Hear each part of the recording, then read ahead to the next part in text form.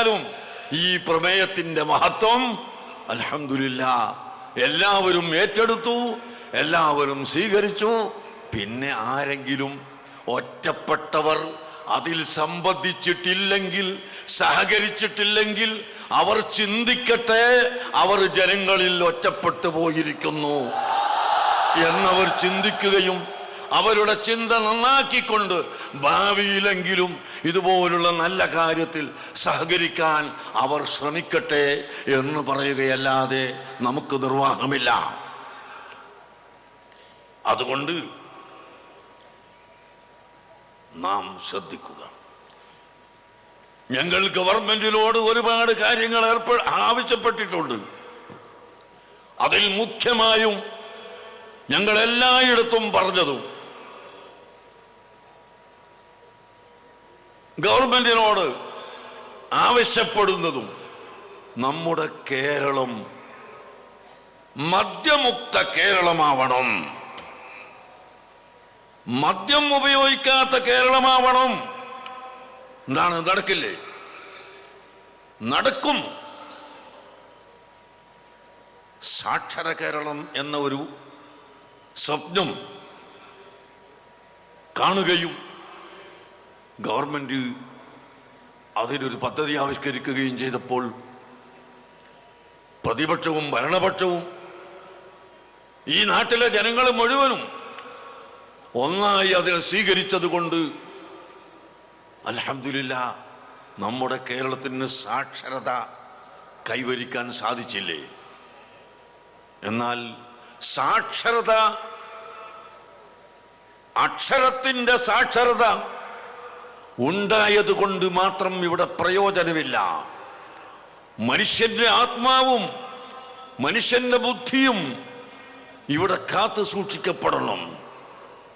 മദ്യപാനത്തിലൂടെ, ലഹരിയിലൂടെ മനുഷ്യന്റെ ബുദ്ധി നഷ്ടപ്പെടുകയാണ്, മനുഷ്യന്റെ മനുഷ്യത്വം നഷ്ടപ്പെടുകയാണ്.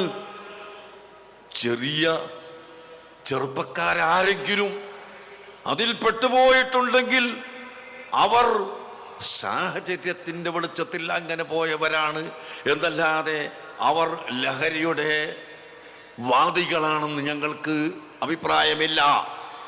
ലഹരി നിർത്തണമെന്ന് പറയുന്നവരോട് അവർ എതിർക്കുമെന്നും ഞങ്ങൾക്ക് അഭിപ്രായമില്ല. ആരെങ്കിലും അങ്ങനെ ഉപയോഗിച്ച് പോകുന്നുവെങ്കിൽ തീർച്ചയായും അവർ സാഹചര്യത്തിന്റെ വെളിച്ചത്തിലാണ് അത് ഉപയോഗിക്കുന്നത്. അതുകൊണ്ട് ഇൻഷാ അല്ലാഹ് നമുക്കെല്ലാവർക്കും പ്രതിജ്ഞയെടുത്ത, നാം നേരത്തെ എടുത്ത പ്രതിജ്ഞയുടെ, പൊതുവായ പ്രതിജ്ഞയുടെ കൂട്ടത്തിലുള്ളതാണ് തിന്മക്കെതിരായി നാം എപ്പോഴും ഒന്നിക്കുമെന്ന പ്രതിജ്ഞ. ആ പ്രതിജ്ഞയിൽപ്പെട്ടതാണ് മദ്യപാനം, ലഹരി സാധനം ഉപയോഗിക്കുന്നത് നിർമ്മാർജ്ജനം ചെയ്യൽ. ഇൻഷാ അല്ലാഹ് ഗവൺമെന്റിനെ ഞങ്ങളതിൽ നിർബന്ധിപ്പിക്കും, ഞങ്ങൾ ആവശ്യപ്പെടും. ഗവൺമെന്റ്, ഏത് ഗവൺമെന്റ് ഭരിച്ചാലും ഈ മദ്യം വിൽക്കുന്നതിലൂടെ കോടികൾ ഉണ്ടാകുന്നു എന്ന നോട്ടമാണ് ഗവൺമെന്റിന് ഉണ്ടാകാറുള്ളത്. പക്ഷേ 10 കോടി ലഭിക്കുന്നുവെങ്കിൽ 20 കോടി അതുകൊണ്ട് ചെലവായി പോകുന്നു എന്നത് ആരും ചിന്തിക്കാറില്ല. കാൻസർ രോഗികൾ വർദ്ധിക്കുന്നു, കിഡ്നി നഷ്ടപ്പെട്ടവർ വർദ്ധിക്കുന്നു, മറ്റനേകം രോഗങ്ങൾ വർദ്ധിക്കുന്നു. മദ്യനിർമ്മാണശാലയിൽ മരിച്ചു പോകുന്നവരുടെ എണ്ണം, അവർക്ക് നഷ്ടപരിഹാരം, അങ്ങനെ നോക്കിയാൽ 10 കോടി ലഭിക്കുന്നുവെങ്കിൽ 20-25 കോടി രൂപ അതിൻ്റെ പേരിൽ നഷ്ടം വരികയാണ്.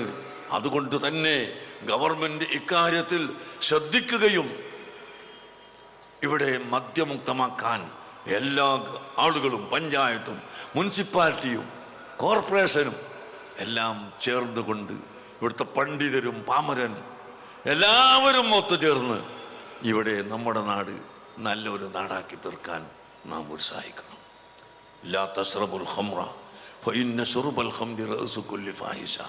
നിങ്ങൾ കള്ളു കുടിക്കരുതേ, കള്ളുകുടി എല്ലാ നീചനികൃഷ്ടമായ പ്രവർത്തനത്തിൻ്റെയും ഉത്ഭവമാണ് എന്ന് നബി സല്ലല്ലാഹു അലൈഹി വസല്ലം തങ്ങൾ പഠിപ്പിച്ചിട്ടുണ്ട്. അതുകൊണ്ട് കള്ളുകുടി നിർമ്മാർജ്ജനം നമ്മുടെ ലക്ഷ്യമാണ്. ഞങ്ങൾ ഇന്നത്തതോടുകൂടി ഈ യാത്ര കഴിഞ്ഞ് നിർത്തുകയല്ല. ഇൻഷാ അല്ലാഹ് നിരന്തരമായ പ്രവർത്തനം ഇവിടെ പ്രവർത്തിക്കുക തന്നെ ചെയ്യും. ഈ നാട് നന്നാക്കിയെടുക്കുന്നതിന് എല്ലാ പ്രവർത്തനങ്ങളും ചെയ്യും. പുകവലി, എൻ്റെ ചെറുപ്പത്തിൽ ഒരു കല്യാണ സദ്യയുണ്ടെങ്കിൽ സിഗരറ്റും ബീഡിയും ഒന്നായിട്ട് ഇങ്ങനെ പാത്രത്തിലിട്ട് വെക്കലായിരുന്നു. ഇന്ന് അതൊക്കെ എടുക്കപ്പെട്ടു പോയി. പുകവലിക്കുന്നവർ 95% ഇല്ലാതെയായി. 5% 2% കുറഞ്ഞു. നാം പരിശ്രമിച്ചാൽ നടക്കും. നമ്മുടെ SSFന്റെ വിദ്യാർത്ഥികൾ പല പ്രാവശ്യം ഈ പുകവലിക്കെതിരായ പ്രവർത്തനം നടത്തുകയും ക്യാമ്പയിൻ സംഘടിപ്പിക്കുകയും എല്ലാം ചെയ്തത് ഇവിടെ എല്ലാവർക്കും അറിയാം. അങ്ങനെ നാം ഒത്തുചേർത്തുകൊണ്ട് പ്രവർത്തിക്കുന്ന പക്ഷം നമുക്കത് സാധിക്കും. അഴിമതിയും അതുപോലുള്ള സംഭവങ്ങളും ഇന്ന് നിത്യത്തൊഴിലായിരിക്കുകയാണ്. മനുഷ്യർക്കിടയിൽ കൃപയില്ല, സ്നേഹമില്ല. ഞാൻ എൻ്റെ പ്രസംഗം നീട്ടുന്നില്ല.